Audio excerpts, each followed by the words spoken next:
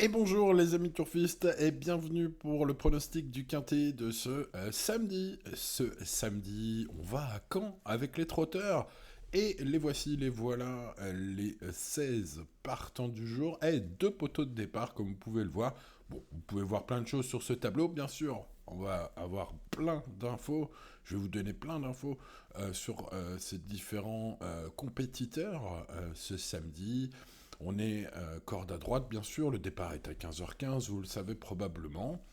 Allez, avant d'attaquer et de passer, bien sûr, à cette étude, puis au pronostic complet, bien sûr, n'oubliez pas le petit pouce, les amis. Vous êtes très nombreux à l'avoir mis hier, alors je vous remercie. On était pas loin d'être sur un record, là, pour cette année.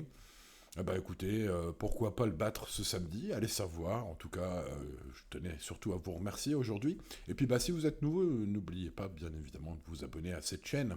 Plus on est de fous, plus on rit. Bon, let's go avec Eaton Deland. Procédons, les amis. Eaton Deland qui est de loin le cheval le moins riche au départ. En plus, il est ferré. Bon, écoutez, c'est extrêmement maigre. J'ai pas trouvé de comparatif par rapport à sa chance. Voilà, c'est très très faible.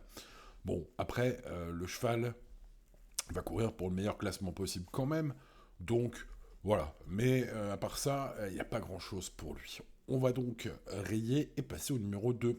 Japarov Lyre, qui est un cheval super régulier. Alors, ferré ici, face à un lot de premier choix. Alors, dans ces conditions, j'en conseille d'autres, même si j'ai noté, et notez-le peut-être si cela vous intéresse, que son entraîneur Luc Rollens y croit, ce sont ses propres termes, j'y crois, voilà, je le cite. Je cite son interview sur le site de Gély.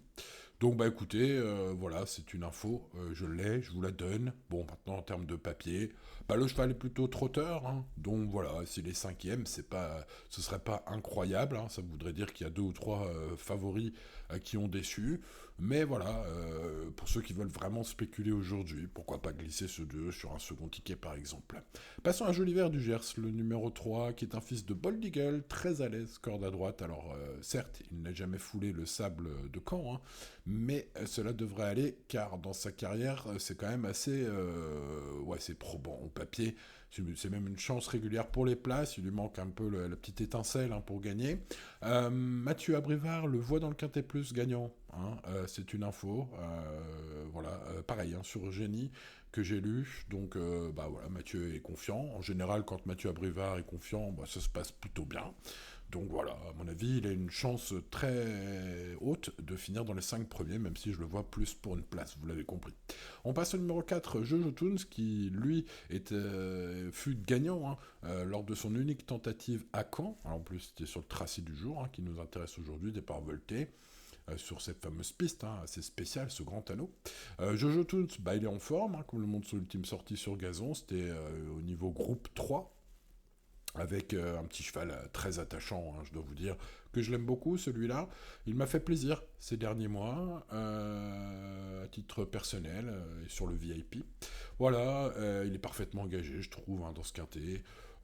Voilà, je suis vraiment depuis quelques temps et je pense que pas mal d'éléments sont réunis pour une grande performance de sa part ce samedi à Caen. Ça résume ma pensée hein, pour ce numéro 4, qui sera ma base, hein, qui sera mon préféré. Passons au numéro 5, Java Danama, qui reste sur une série de 3 victoires de rang. Alors la forme est sûre, hein, tout acquis corde à droite, avec une ligne gagnante sur Joliver du Gers, le numéro 3, l'avant-dernière fois. Donc bah écoutez, ce numéro 5, ça se présente plutôt bien, hein.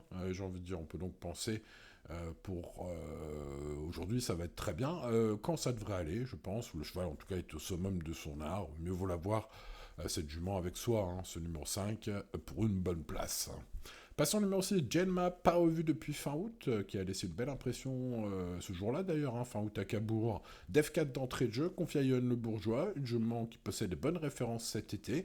Alors j'ai l'info sur Equidia, hein, l'interview sur Equidia d'Alexandre Buisson, son entraîneur, et bah écoutez, ce que j'en tire, c'est qu'il est très chaud pour le podium. Hein. Bon, alors vu ses lignes, sa situation enviable au premier poteau de départ hein, ce samedi, je garde Genma en bonne confiance, hein, ce numéro 6. On garde. Le numéro 7, All Black Mess, vient de prendre l'accessit d'honneur d'un quintet à Vincennes. C'est donc un cheval qui me semble être en grande forme. Ces lignes précédentes sont perdantes sur 3 chevaux qu'on retrouve aujourd'hui dans ce lot. Hein. Vous savez, on fait le papier ici, les amis, on le fait vraiment. Bon, en plus, il compte que 0 podium en 4 courses à Caen. On fait le papier, comme on dit. Voilà, bon, tout ça m'incite à le conseiller pour une place jouable, évidemment, sur sa dernière course, mais pas tant en confiance et pas en base, ce numéro 7, voilà, c'est mon avis.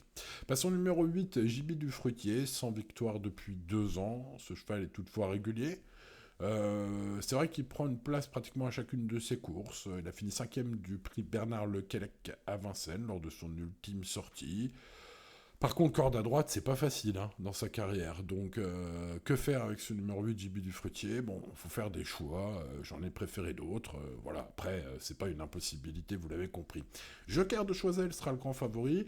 Alors, c'est un grand spécialiste de la corde à droite, ce numéro 9. Il est en mode sport aujourd'hui, un fils de Réal Deloup qui n'a pas les Européens sur sa route, contrairement à la dernière fois. L'horizon semble bien dégagé. D'ailleurs, info d'Equidia, les amis, Sylvain Dupont ne cache pas sa grande confiance. Dans son interview, le pro espère clairement jouer le tiercé gagnant aujourd'hui avec ce 9. Bon, j'ai envie de dire, bon, c'est logique, l'engagement est top, le cheval est au top, est très régulier, voilà, c'est une info, je vous la donne. Maintenant, au papier, on avait bien vu tout ça. Mais bon, c'est toujours un point supplémentaire à aborder. Ce 9, c'est donc le favori logique, et pourquoi pas une base de jeu.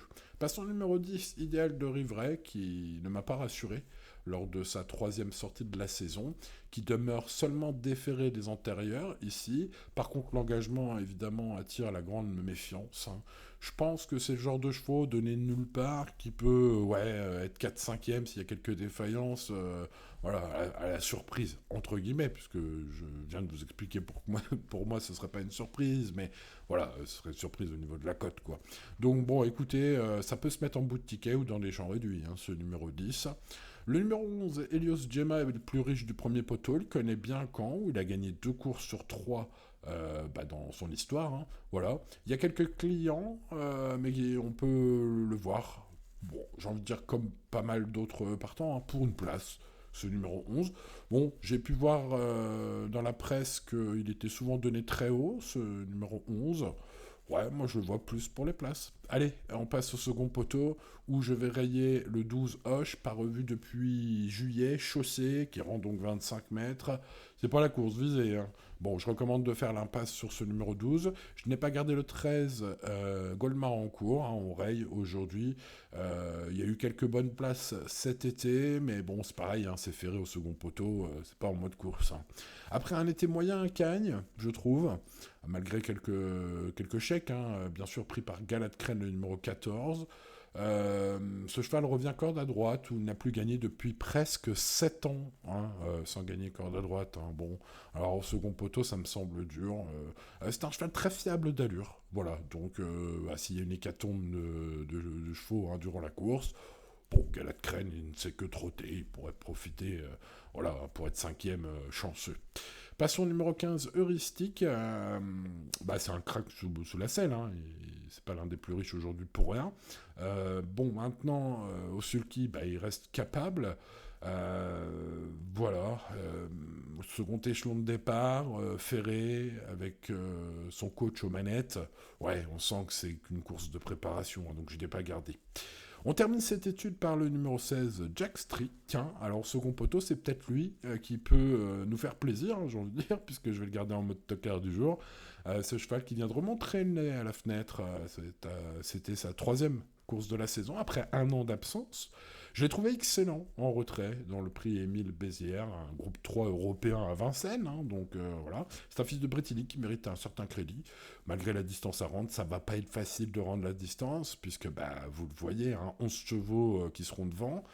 Au second poteau, pas grand monde pour le ramener, donc il va falloir qu'il se débrouille tout seul, comme un grand, voilà. Mais malgré tout, je recommande de le glisser quelque part sur vos tickets, sur l'un de vos tickets peut-être au moins, car il a de la qualité ce cheval, et il est de retour en vie, Jack Strick, ça pourrait être la grosse surprise de ce quintet, la belle surprise en tout cas pour nous, puisque vous l'avez compris, voilà, je vais les garder. Tiens, en parlant des chevaux que je vais garder, commençons par ma base préférée, mon cheval en or aujourd'hui, c'est Jojo Toons, le numéro 4, espérons que ça se passe bien, les courses restent les courses, vous le savez, mais il a gagné lors de sa seule course à Caen, ce qui est top.